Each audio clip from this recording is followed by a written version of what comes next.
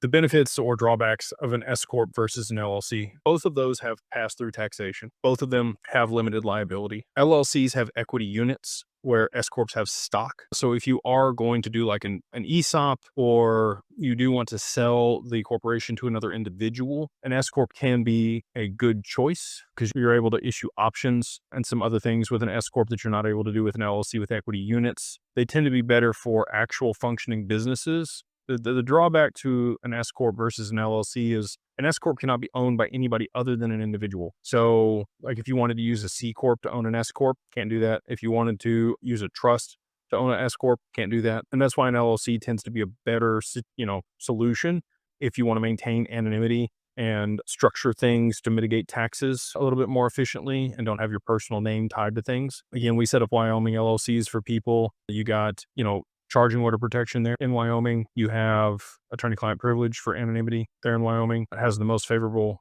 regulation around digital assets, the most progressive of any state when it comes to crypto. No state taxes there in Wyoming. Anyway, so that's a lot of the reasons you don't want to use an S Corp. The other reason if you don't want to use an S Corp versus an LLC is if you do get sued by a creditor and somebody comes after you, and if you're holding assets inside of an S Corp, they can take control of the stock or the shares in the company, liquidate those assets, pay themselves back, and then give you the worthless shares. Not ideal. In an LLC, the equity units prevent that from happening. So again, most of the time when you're holding assets, you want to use an LLC here in the US. When you're managing something, that you could use an S Corp if you don't want to use like a living trust or have something else on the cap table, and you're okay with holding it your personal name and having your personal name associated with it on public documents. They're all tools, right? You just need to understand how the tools work together and what they're used for and the drawbacks or benefits to using them in different applications.